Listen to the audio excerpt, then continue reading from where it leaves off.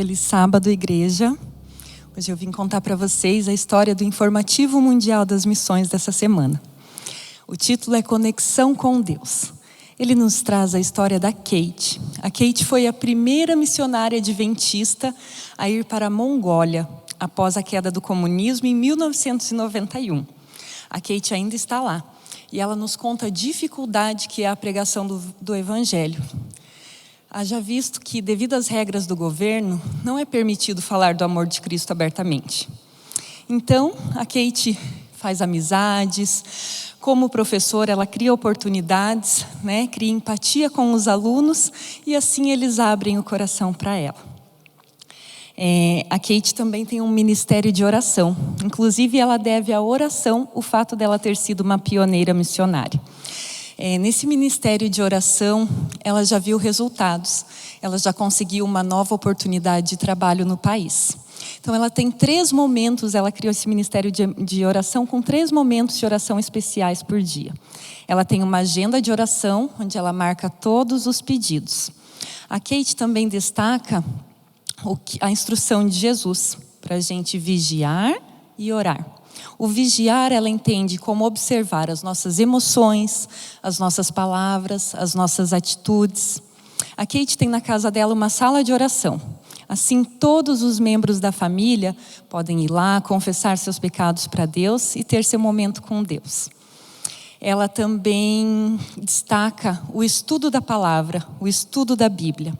Assim como Guilherme Miller, ela estuda um versículo da Bíblia por dia.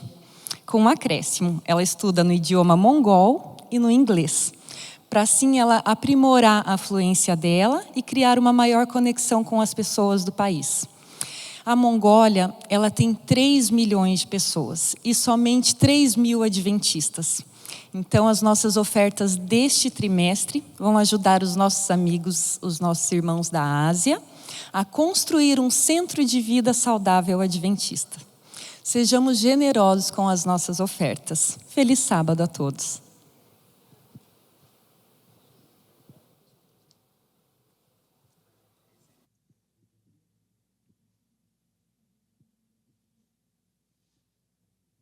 Bom dia, bom sábado, você que me assiste. Estamos muito felizes com a sua presença aqui neste sábado, para começarmos a nossa escola sabatina. Hoje nós vamos iniciar o nosso 3º tema da lição desse trimestre, que fala sobre o livro de Deuteronômios. Nós estamos aqui com o Marcos e o César, é um prazer ter vocês aqui para compartilhar essa lição. E é um prazer ainda maior ter a sua companhia conosco. Antes de começarmos essa lição, nós vamos pedir para que Deus nos oriente. E eu vou pedir que o Marcos faça uma oração para a gente. Marcos, por favor.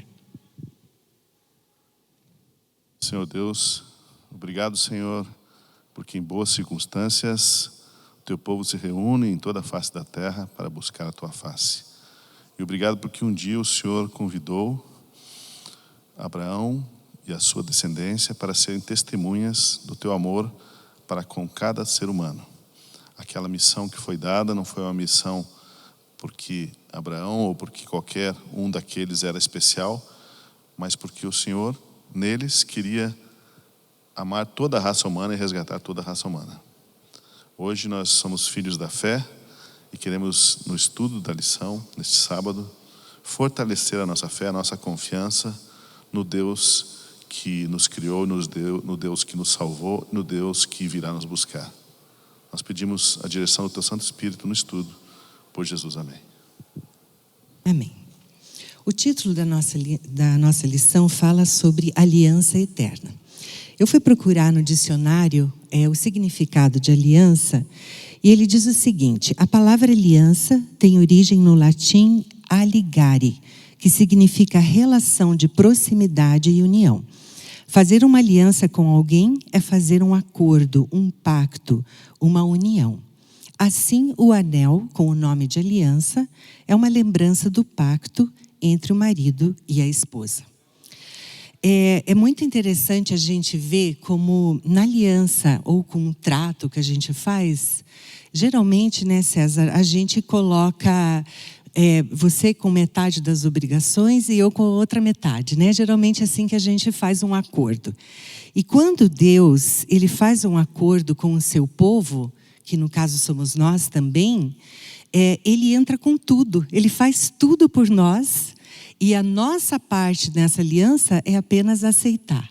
Né? É a única coisa que Deus pede de nós, porque o resto, ele já fez absolutamente tudo, né?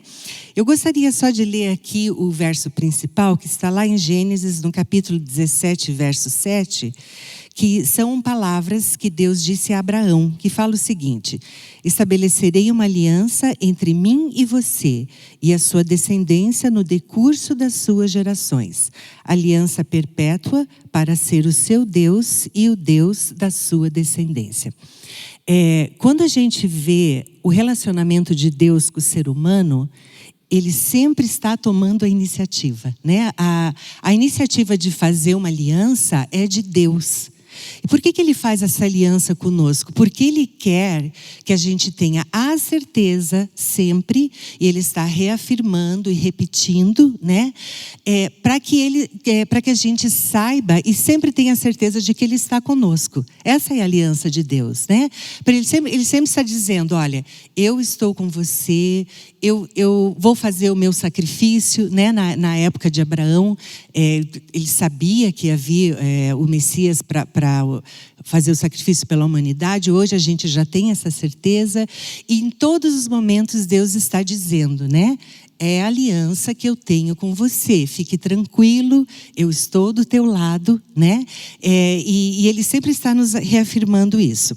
Quando a gente vê aqui, César, gostaria que você comentasse, que fala sobre a aliança e o evangelho. Qual é esse paralelo? Fala pra gente.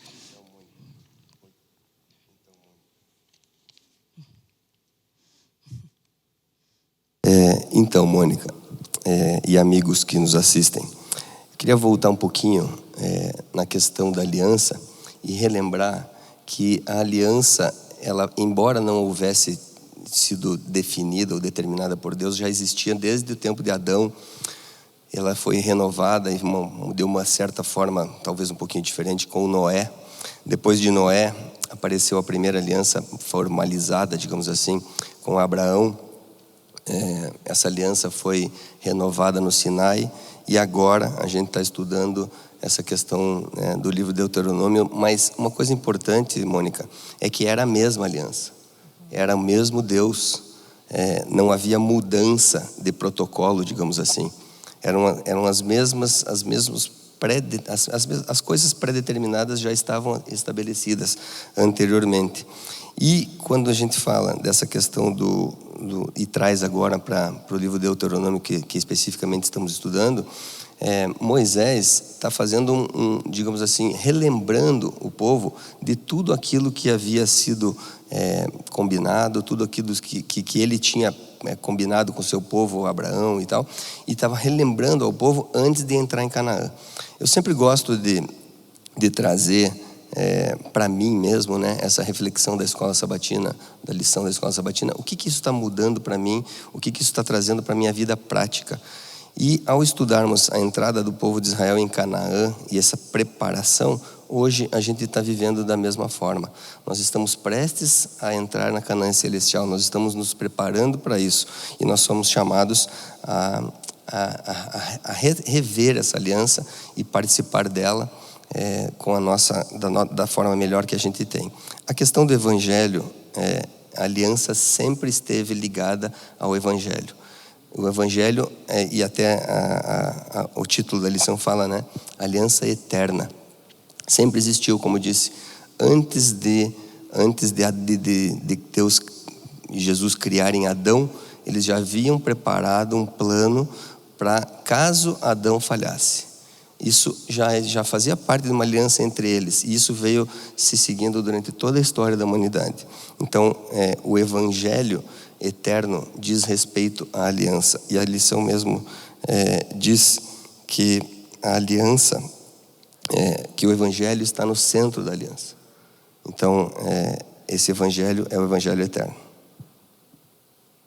É interessante notar que Deus encontra as pessoas no nível, no momento da vida e na cultura em que elas estão. Na Bíblia, quando Deus veio e apresentou o Deuteronômio, que é o livro da aliança, os estudiosos descobriram que o Deuteronômio ele é baseado no modelo hitita, a gente viu na primeira lição, de documentos, de contratos. Então Deus usou um sistema que era conhecido do povo de então, que era um prólogo, a apresentação, as condições, depois as responsabilidades de um e de outro, que era de um povo que era um império da época, né? Havia os babilônios, os egípcios e os hititas ensanduichados ali, onde hoje é a região da Turquia Central. Deus usou esse modelo, só que é bem diferente do que eram os contratos comuns naquela época e mesmo depois. Porque os contratos desse modelo, eles seguiam o padrão do relacionamento entre um soberano, né? Ou suzerano, né, como falam, e o vassalo. E aí o suzerano impõe todas as condições. E o vassalo tem que assinar e dizer, não, eu vou fazer isso, vou fazer aquilo, eu me submeto, você é dominador, você diz, você manda, acabou-se. O contrato que Deus fez, apesar de se basear no modelo hitita, é diferente, porque é um contrato em que ele toma a iniciativa e ele se compromete a arcar, inclusive com consequências, né, de se não honrar a palavra dele. E isso fica muito bem claro naquela passagem em que Deus aparece a Abraão, quando Abraão fica com medo, depois de... É interessante perceber no capítulo 14, 15 de Gênesis, Abraão acaba de voltar de uma incursão com cananitas, que foram aliados dele, para derrotar os babilônios que tinham sequestrado Ló, entre outros, o rei de Sodoma também. Então Abraão vai lá, faz esse resgate, volta, mas depois ele fica com medo. Ele fica assim pensando, puxa vida, tinham alguns milhares ali, mas atrás desses milhares tem centenas de milhares de babilônios. E se eles vierem para cima de mim? Então o capítulo 15 de Gênesis começa com Abraão com medo. Deus fala assim, não tenha medo, Abraão. E ele daí começa a explicar que faria dele grande descendência. E aí, num novo modelo de aliança também, Deus passa no meio da carcaça de animais separados pela metade. Ora, nos acordos antigos, quem tinha que passar era o vassalo. Era aquele que iria pagar pelas consequências se não cumprisse a palavra. E Deus toma a iniciativa de ele passar e mostrar para Abraão, olha, Abraão, pode confiar. Se eu não fizer isso, eu juro, é como se eu fosse me despedaçar como essas carcaças. Pode confiar em mim. Então, o nosso Deus, ele apesar de apropriar-se do modelo de contrato para os homens entender que eram comuns naquela época, talvez a gente hoje veja algumas coisas da Bíblia e não entenda, mas como que pode ter sido assim? Calma, nós estamos num outro contexto, numa outra cultura, nós precisamos entender um pouco o que era aquela época. Mas ele inverte a maneira como o sistema era feito e ele, como eu disse, se apresenta então como aquele que busca a iniciativa, aquele que se oferece, aquele que aparentemente seria a parte mais fraca, né? Porque ele se compromete. Ele faz às vezes o papel de vassalo e não de soberano perante nós. Você contextualizou, né, Tosi?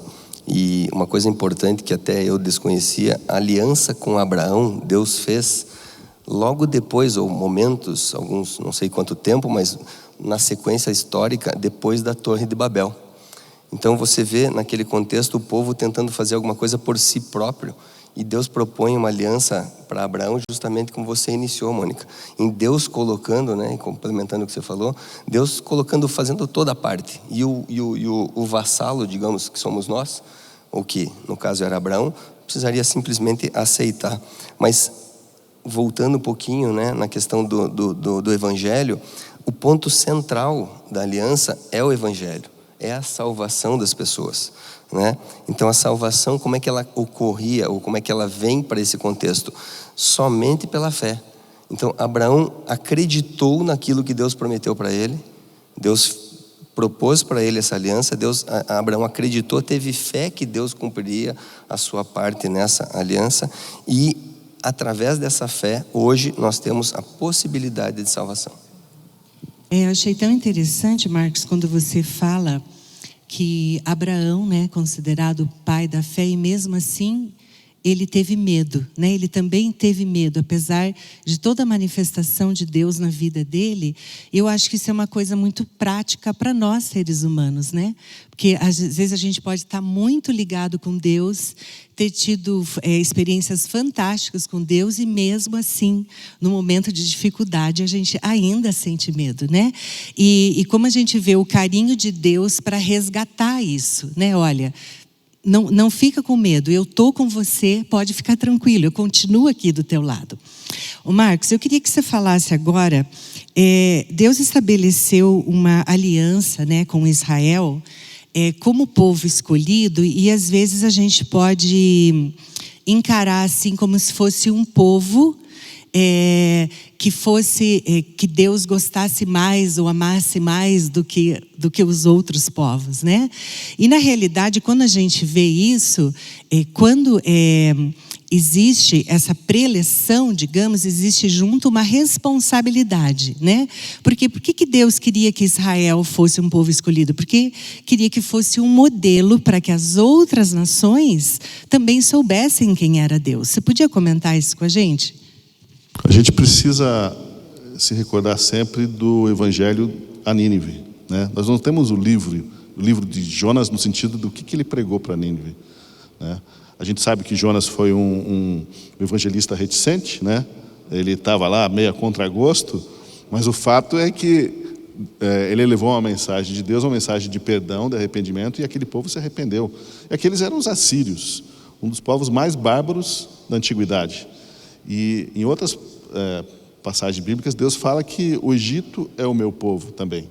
Deus cita outros povos como aqueles a quem ele ama, ou a viúva de Serepta e outros a quem ele atendeu, né, fora do povo de Israel. Então o propósito de Deus era bem claro, que Israel fosse uma bênção para todas as nações, todas as tribos e pelos séculos.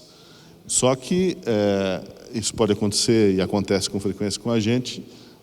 Vem uma bênção, né? Digamos que a pessoa tem lá uma promoção no emprego, um salário melhor, umas condições, a vida vem com ventos favoráveis, e a pessoa estufa suas próprias velas, né? E começa a gozar daquele momento favorável. Ora, as bênçãos vêm, chuvas de bênçãos vêm para molhar todo mundo, né? E nós, como os cristãos, deveríamos também ter essa perspectiva de que, se as coisas vão bem para você, seja em que sentido for, você tem que, de alguma forma, passar adiante isso, porque os braços de Deus não são curtos, né? Ele não depende só de nós, mas Ele pode plenamente nos usar para abençoar os outros. Eu queria só fazer um comentário aqui, Mônica e César. Às vezes, quando a gente estuda para a lição ou para um sermão, que seja, a gente quase que tem uma epifania, que é uma revelação, um sentido de revelação. E, na verdade, nada mais é do que você descobrir uma verdade, descobrir uma leitura de um texto que você antes não tinha percebido.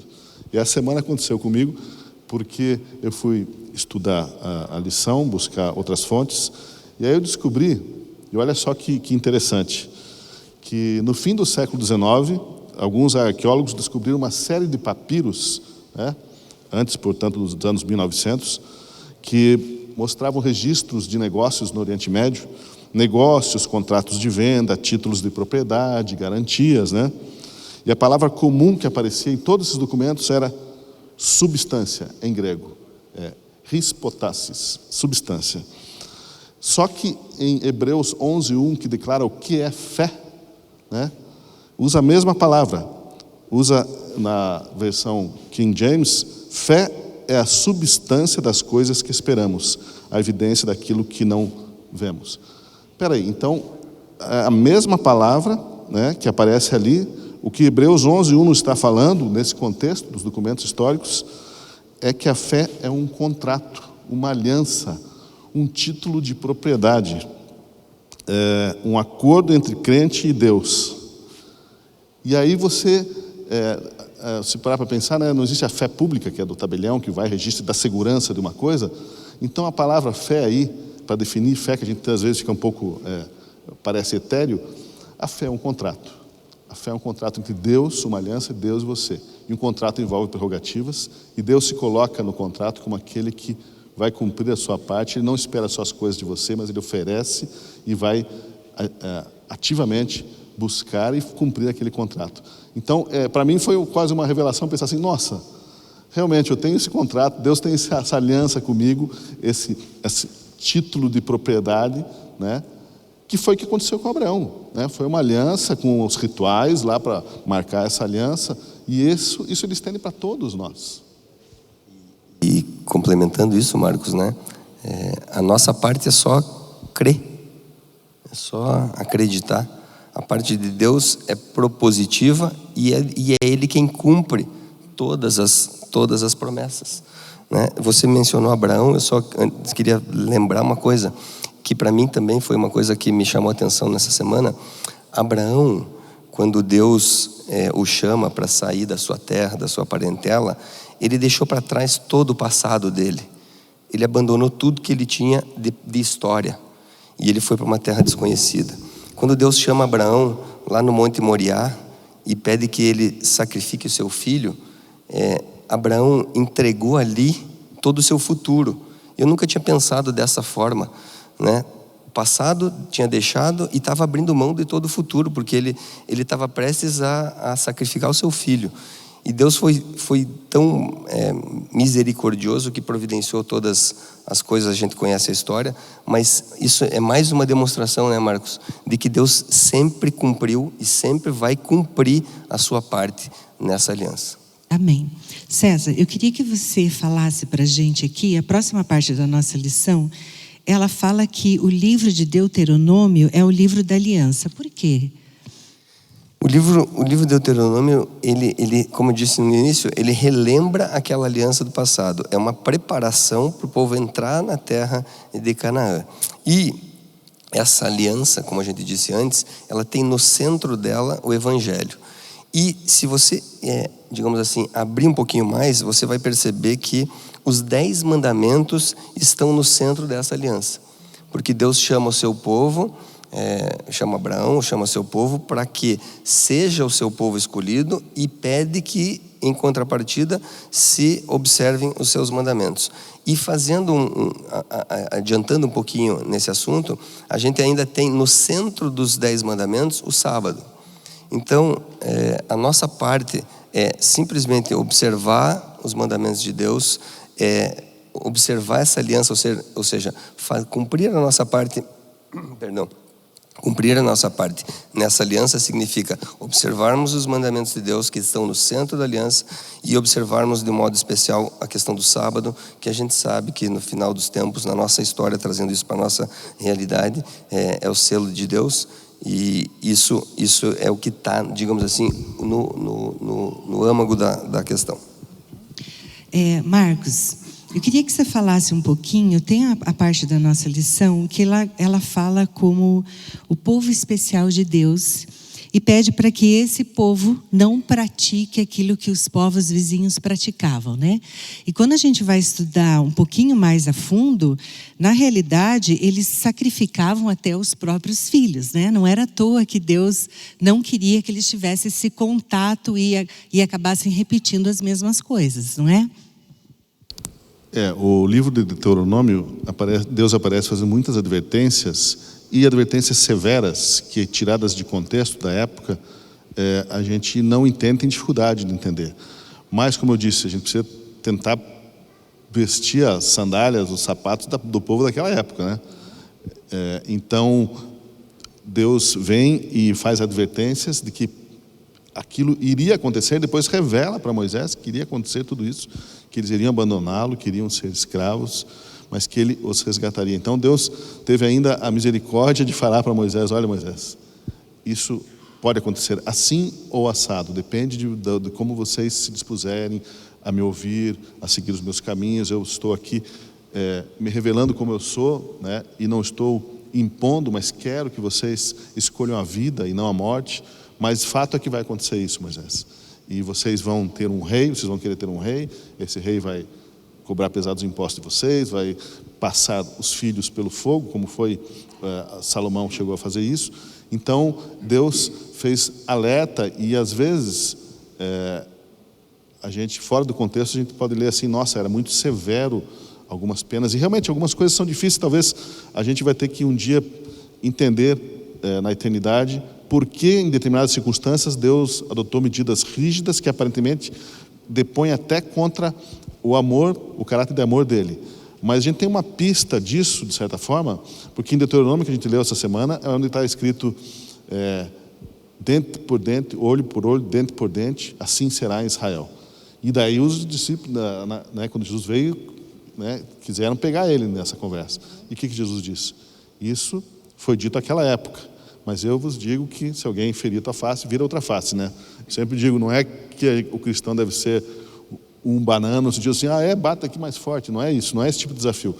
É a atitude de quem entende que se o outro pratica uma violência, se o outro está te agredindo, você não vai revidar, você não vai agir da mesma forma, né?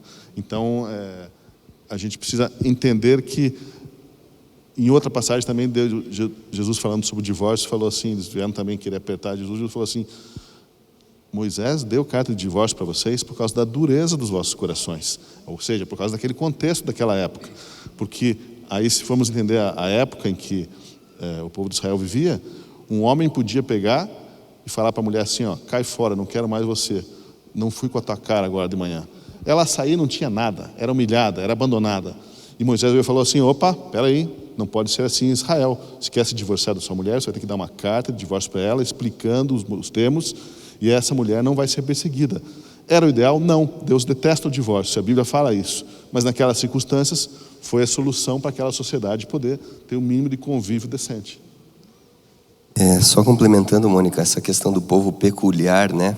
A palavra peculiar diz alguma coisa especial. Então, era um povo, digamos assim, que você tem um carinho especial, né? Alguém usou uma comparação dizendo o seguinte, se a tua casa pegar fogo, o que você leva? Então, é pouquinha coisa que você tem. Aquilo ali é peculiar para você. Então, Deus trata o povo dele dessa forma.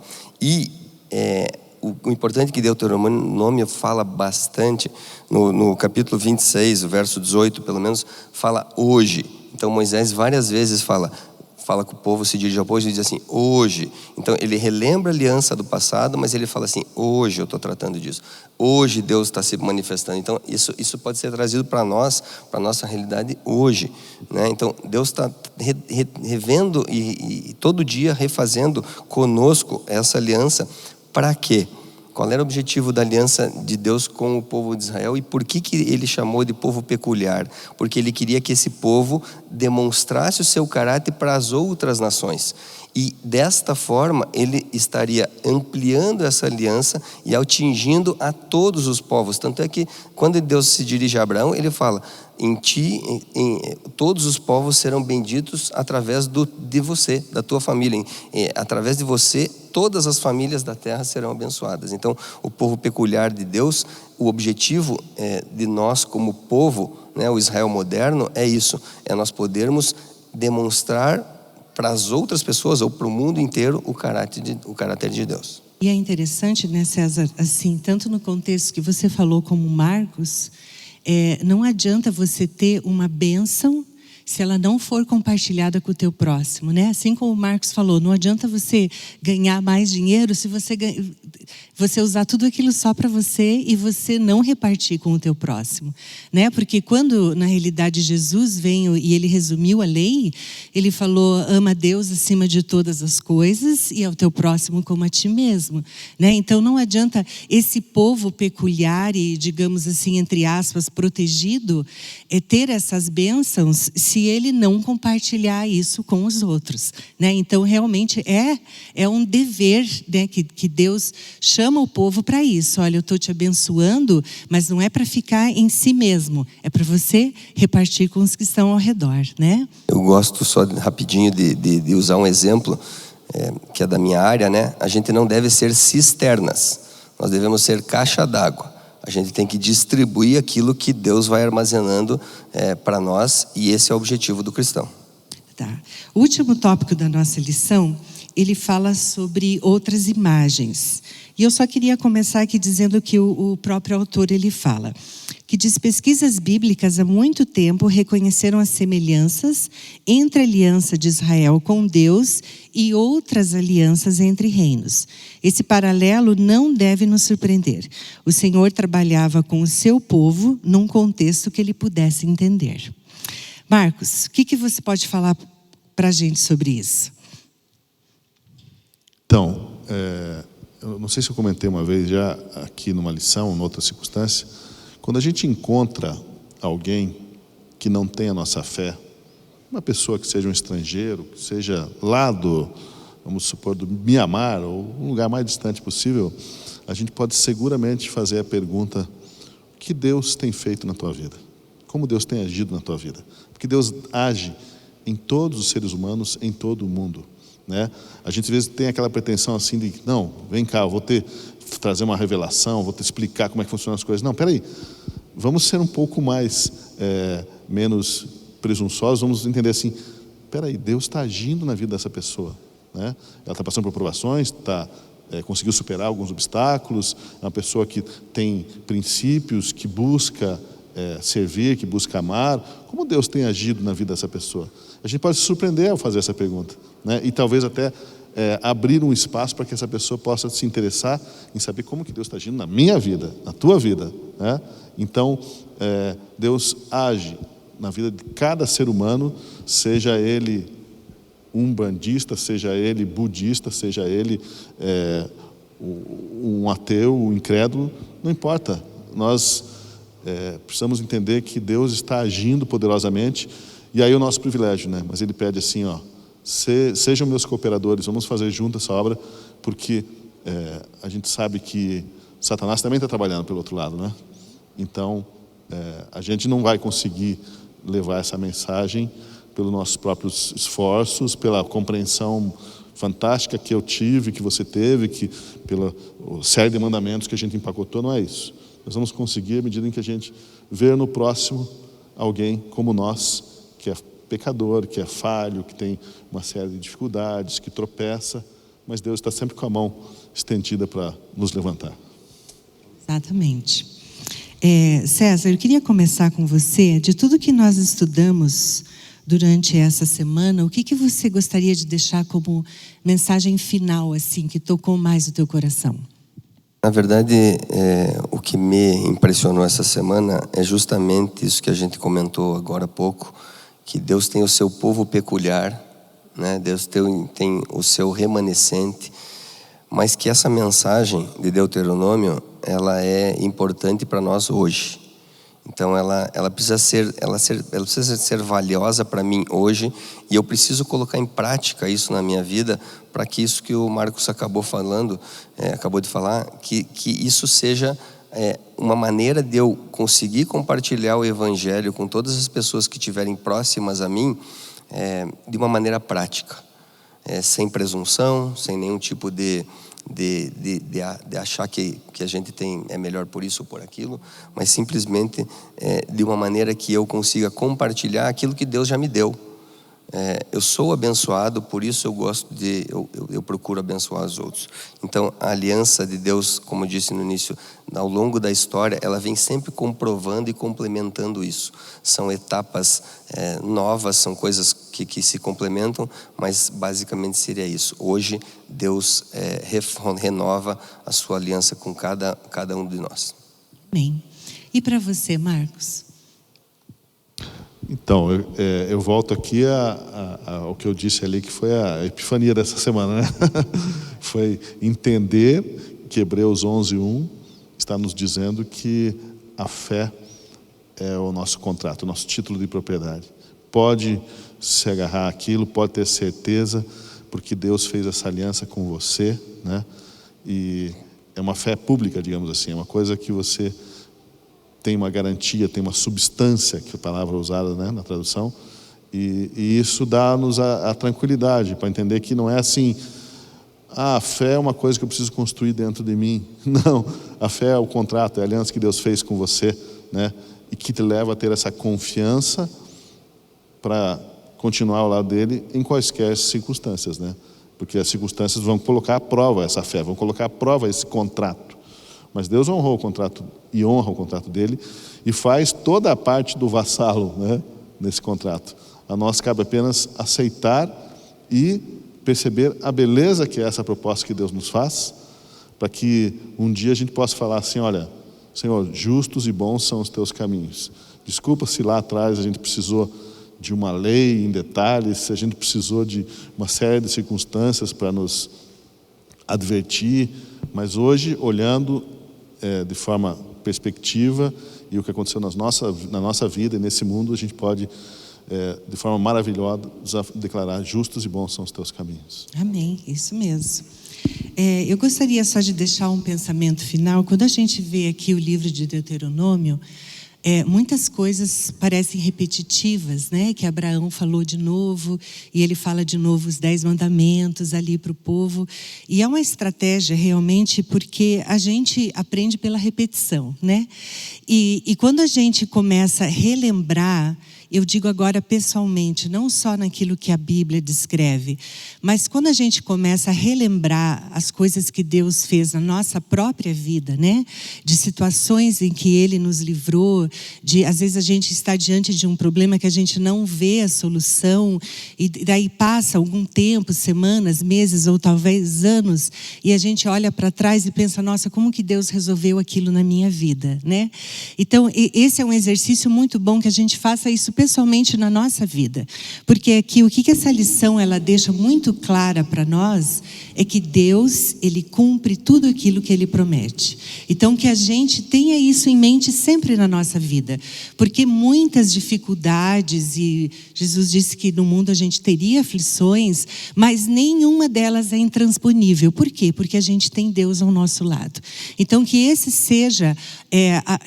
seja a lição dessa semana. Assim como foi com o povo naquela época, de tudo aquilo que Deus passou para eles, que a gente possa tomar isso para a nossa vida, porque é o mesmo Deus, e é o mesmo ser humano que Ele amava antes e que Ele ama hoje. Eu agradeço muito, Marcos, pela tua participação, César também. Agradeço muito você que está em casa, e convido para que você permaneça conosco no nosso culto divino. E para terminarmos esse momento, nós vamos orar agradecendo a Deus, e eu peço que o César faça uma oração para a gente, por favor. Querido Deus, bondoso Pai, somos gratos pelos momentos que passamos estudando e relembrando as questões da Tua Palavra, mas de um modo especial pedimos que o Senhor nos dê a confiança e a fé necessárias para saber que a aliança feita no passado é válida até hoje para nós como Israel moderno. E que acima de tudo nós possamos colocar em prática nas nossas vidas e sermos luzes às pessoas que estiverem próximas a nós, e que tenhamos como objetivo, assim como Israel tinha o objetivo de estar entrando em Canaã, que nós possamos continuar a nossa jornada até um dia estarmos contigo nas mansões eternas, na Canaã celestial. Essas bênçãos pedimos e agradecemos em nome de Jesus. Amém.